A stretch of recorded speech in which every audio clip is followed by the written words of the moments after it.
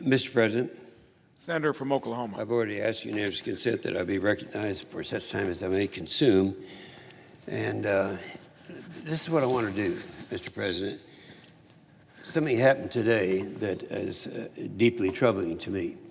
And I have a written response to what happened today. And I'm going to go ahead and read that written response, then I want to talk about it. My written response is, and I will take it so everyone will have benefit of this, and I'm talking about people here in this country, people in Africa, people all around the world that are interested in this issue, okay? This is the written response.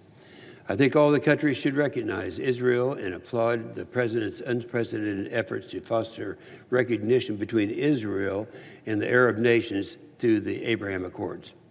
Today's White House announcement alleging Morocco's sovereignty over Western Sahara is shocking and deeply disappointing.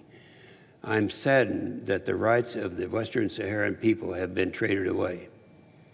In 1966, as West Africa was being decolonized, the United Nations General Assembly agreed, this is 1966, agreed that Sahara deserves a referendum of self-determination for its own future. The United States has supported this policy for decades and has worked to accomplish the referendum of self-determination. Until today, this administration has continued our long history, one that has remained consistent across administrations, Democrat and Republican. We're not alone in this position. The African Union, the United Nations, the International Court of Justice, the European Union have all agreed the Sahrawi people have their right to decide what their own future is going to be. The President has been poorly advised by his team.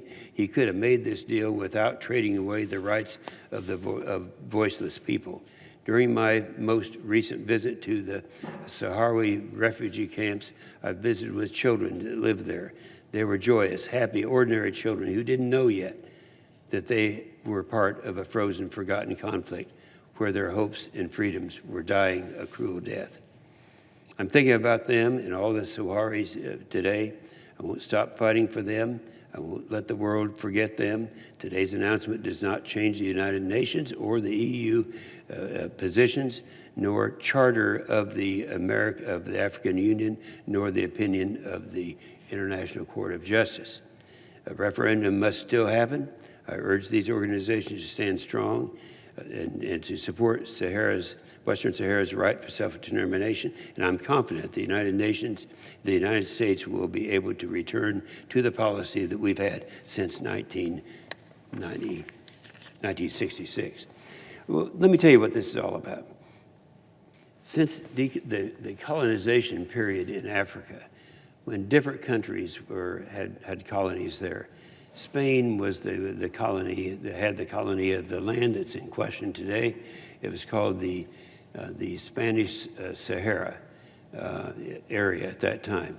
Now, if you remember in your history, Franco was president at that time. And this was back when things were falling apart for Spain. Franco was losing a lot of the control, and they were not in a position to hold on to their colonies, not just in Africa, but any place else in the world. And so at that time, the UN came in 1966. Now, this goes all the way back to 1966. The UN asked for a referendum for self-determination for those people. In fact, so they recognized all the way back, that's the United Nations recognized the sovereignty of the Western Sahara people. And that's been consistent then. Now, that was 1966. Now, in 1975, when there was a lot of people kind of lining up to see who could get control, Morocco jumped in with all their resources and did all they could at that time to capture that area and to absorb that within in Morocco. In other words, take away from the free people of Western Sahara their land. And they did that. And so the International Court of Justice went in and said, well, if the United Nations couldn't do it, let's at least give them the right to have for a referendum for self-determination. That was 1975. Immediately after that, Morocco invaded Western Sahara. Now, you got to keep in mind, this is Morocco with all the resources, all of the wealth that they had. taking on a country that were armed with crude instruments. These are the people who rightfully owned and have lived in Western Sahara. Western Sahara, if I had time, if I'd known about this, I would bring the charts down to show where this land was and where it is today. But in 1975, the International Court of Justice made it very clear that they had the right to the territory. That Morocco had no right to the territory of Western Sahara. Now they invaded Sahara, Western Sahara. Spain and France were complicit at that time. Spain had already colonized that area, and France had desires to do that. But today, as we speak today, there's not a country out there that recognizes the right of Morocco over Western Sahara. Until today, when this statement came out, that we are trying to recognize those rights. Nobody, and I'm talking about, I've already listed all of the people, in the African Union, the United Nations, the International Court of Justice, the European Union, all of them, they recognize Sahara as the people that have the right to decide their own future. And everyone's in agreement. I can remember talking to, at one time, to Netanyahu over in Israel and explaining to them that why Morocco should not be able to trade and somehow get control of land that they are not entitled to. And in order just to say, we recognize Israel. Yeah, we want all Arab nations to recognize Israel, and this is something this president has done. But this is the area that involves not just two countries, Morocco and Israel. It's all the countries in Africa, virtually everybody in East and West Africa, and all the surrounding area. They all agree that that is territory that is the territory of Western Sahara, and that they should have a referendum of self-determination. We all have agreed with that for years. Not just, we're talking about back to 1966, and everyone is in agreement that they are the ones who are entitled to that. And so in 1991, they had a ceasefire, and a mission began to provide a referendum for self-determination. That was the United Nations and virtually everybody else. Everyone was in agreement on that. And certainly it was initiated from the United Nations. That was to have a ceasefire in 1991 by the UN and work toward that self-determination. Then in 2004, United States and Morocco signed a free trade agreement. Now this is kind of interesting because this is a joint effort between our country, United Nations, and Morocco for a free trade agreement. In that free trade agreement, they agreed to explicitly exclude Western Sahara because Morocco does not have sovereignty over it. Now that was an agreement in 2004 that was signed by both the United States and Morocco. So they agreed at that time that, as everyone else did, that should be an independent country with the right of self-determination. Then the African Union, they came along. So far you've got the United Nations, you've got the United States and Morocco in a signed free trade agreement. But then you also had the Morocco, when it joined the AU, signing a document, and this is what it came from the African Union. They recognized Western Sahara as its own country. This is the African Union. Now we're talking about 52 nations in the African Union that all agree on this. No one's in disagreement on this. And so they recognized, and then Morocco, when it joined the AU, signed a document. When they joined the African Union, and we're talking about Morocco now, up on the northeast edge of that territory, that they joined the AU, the African Union. They signed a document acknowledging all member states and their borders, and that is acknowledging the Western Sahara area as not a part of Morocco. Now this is Morocco agreeing to this. So you have the United Nations in 1991, you have the U.S. and Morocco in the Free Trade Agreement in 2004.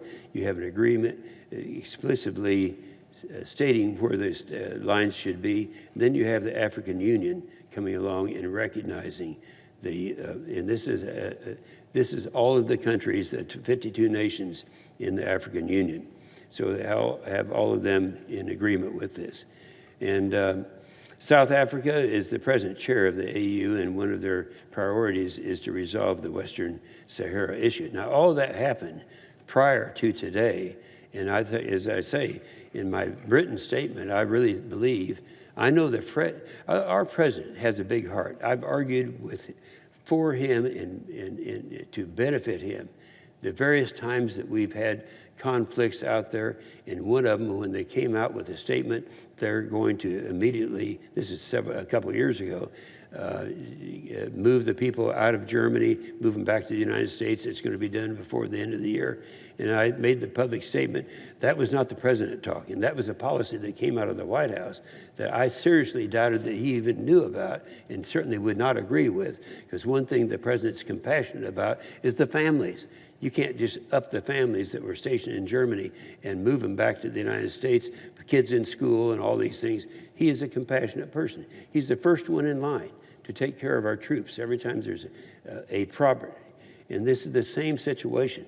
In this case, he is not the type of person that would bag the freedom-loving people of Western Sahara to Morocco. And so that's what happened, and this is an old issue. This dates back to 1966.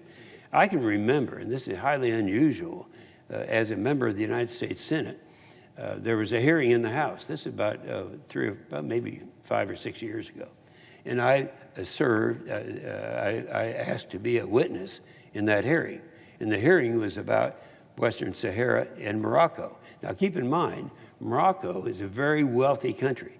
They have virtually every lobbyist in Washington is paid by them. They have and at that time, I can remember standing there in that hearing in the House of Representatives and listing all the lobbyists that they had hired. You know, it's just against a country that didn't have any money. They don't have really any formal armaments. They're heroic people. They're fighters. They want to continue to fight for their freedom, but they don't have the resources. And so this is way back then, and I pointed out that Morocco has used all of their wealth to try to get the land that justly belongs to Western Saharan people. So that's not anything new. That's been happening for a long time. And they, at that time, I remember I took the transcript out at that time, and I think it was 6 or 7 years ago. In that hearing, I said, you know, that Morocco owns every lobbyist in Washington, D.C., and it's kind of the giant out there against this small group of people who are being thrown out of their land that they justly own. And self-determination, who can fight and argue against self-determination? Certainly, our president is not the type of person who would fight against self-determination. He would be for self-determination. That's the kind of person he is. And that's why this thing, I just think it was some poor advice from some advisors that threw in that thing. As I said in my formal statement, he could have done that with them without giving away the rights of the land of the Western Saharan peoples. So I just want to make sure that everyone knows that I strongly support everything that this president's successfully been doing in bringing the Arab world into the Israeli world and doing something for peace in the Middle East. Everybody else has tried. Every Democrat and Republican president I can think of in memory has tried to do this and has not been successful until this president did it. It's just in this case, I don't think it was necessary to give away, to stand up the people, the just people in an area where they don't have any resources. They've been living in the desert. Three generations now have come and gone, and all of them know that at one time there was peace and they owned their land, and that day would come to get their land back. That hadn't happened yet. But I think with this mistake that was made, it was certainly not in the interest of all of our friends. And I say that without any exceptions. They're all on our side on this thing. Our policy has been clear since 1966, and we've been committed. I remember when I was, some time ago, in 1994, I came from the House to the Senate, and I had a long visit at that time with Jim Baker, who had been the Secretary of State in the previous administrations, and I called him up and I said, you know, this is such a huge injustice of what has happened, what Morocco has done to these people of Western Sahara. And he said, you're right, and we've done everything. And I said, we've got to change that, and I'm going to make that commitment. This was back in 1994. And he said, well, I admire you for doing it. I'll do all I can to cooperate with you. This is Jim Baker talking. He said, I don't think you'll be able to do it because they have too many resources, too much money, and the Western Saharan people don't have any money. They don't have any resources, and they're the ones that have been abused in this. He said, good luck. I'll do everything I can to help you. Now, since that time, that was back when Jim Baker was Secretary of State. That was a long time ago. And since that time, every administration, and not just Republican administrations, Democrat administrations, they've all been lined up saying, this is a sense of fairness. It's something that's got to be corrected. We can't allow that giant to take over the righteous people. And that's what has happened. So it's not over yet. And I can assure you that I will make every effort I can to make sure that we will go back to the policy that we had and that ultimately we'll achieve. Maybe this will be just the thing. This shock treatment for the American people and for the people around the world might be just the thing that is going to offer an opportunity for a referendum for self-determination. Who can be against a referendum for self-determination? Certainly no Americans that I know.